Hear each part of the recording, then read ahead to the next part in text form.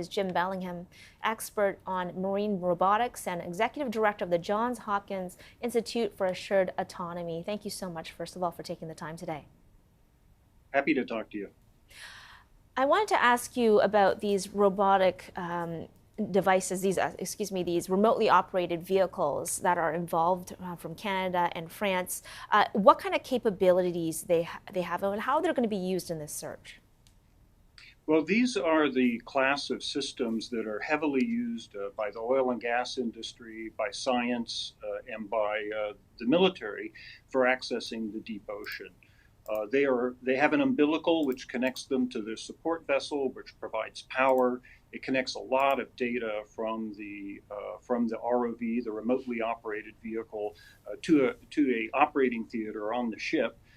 And as a consequence, you have a lot more ability to stay down on the bottom. It's easier to put instruments on it. And you actually can bring sort of more people in on the action, so to speak, in terms of looking at what it's bringing in and maybe planning courses of action. So these are very capable vehicles. I know the Victor folks from EFREMER quite well, and this is the French group that's out there, and they're a very impressive group. So they've really corralled the best. There were concerns that, Jim, that the Titan may have become tangled in the wreck, in the shipwreck of the Titanic, and that could have complicated things, made it difficult for the submersible to resurface. In a scenario like that, would one of these ROVs be able to retrieve the Titan?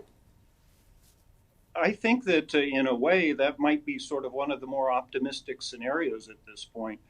Uh, if they are entangled in the Titanic and they haven't lost buoyancy, so there's been no other catastrophic failure, then yes, these ROVs should be able to help extract. It could be as simple as a line ingested in a thruster, sort of anchoring the vehicle to the bottom, or it may be more complicated. These vehicles have the human-occupied vehicles tend to have pretty poor visibility. They have a few portholes and maybe some external cameras, but it's very easy for them to sort of encounter and get caught in things in places that they can't see from that pilot's station sitting up at the front of the vehicle.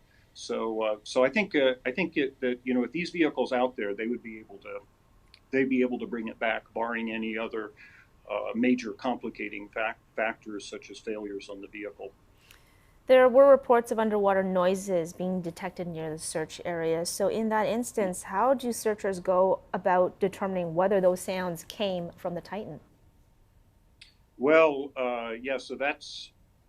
So sound travels a long way underwater, but it doesn't travel in a straight line.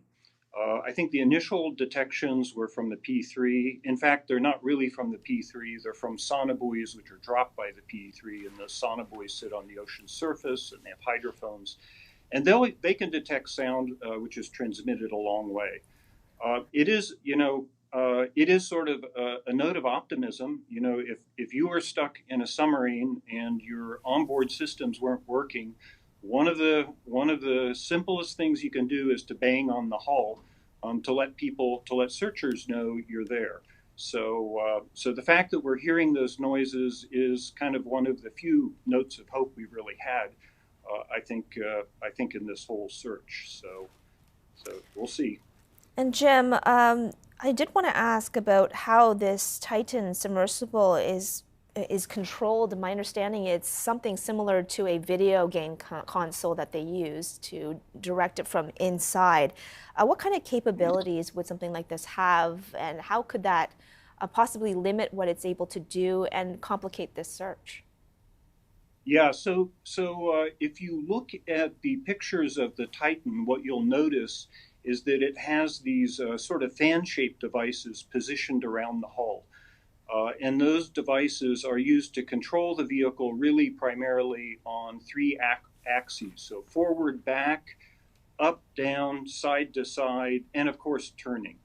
And so those are the things that you can do by firing those or turning those thrusters on in different orders. And so, and in fact, if you think about it, those are very similar motions to what you would have in a lot of video games. And so that's why the video controllers are probably a very intuitive controller for an operator of a vehicle like that.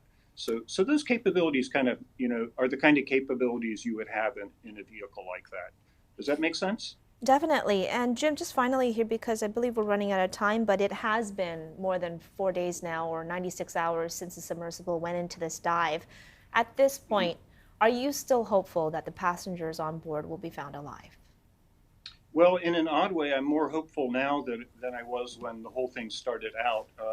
There's bits and pieces of information that are coming out. I'm not inside that information loop with OceanGate, so like everyone else, I'm dependent on what we learn. Initially, I thought it was probably an implosion, and that was kind of a zero chance. Now that we're hearing noises, there's a possibility they're still out there and alive. And if they're down there on the wreck, I think they can get them up to the surface pretty quickly. So I'm sure that they are stretching that oxygen out as long as they can if they're still alive in the vehicle. And I'm sure they can stretch it past. I shouldn't say I'm sure, but I would be surprised if they couldn't stretch it past sort of what we think of as the limits. They certainly have motivation to make it last as long as possible by remaining inactive. And in fact, the fact they're cold probably makes it last longer also. And So Jim, fingers crossed. It's not good, but it's possible. definitely fingers crossed. Jim, just very quickly here, I did have one more question. If they are able to locate the Titan, how quickly can they actually bring the vessel back up to surface?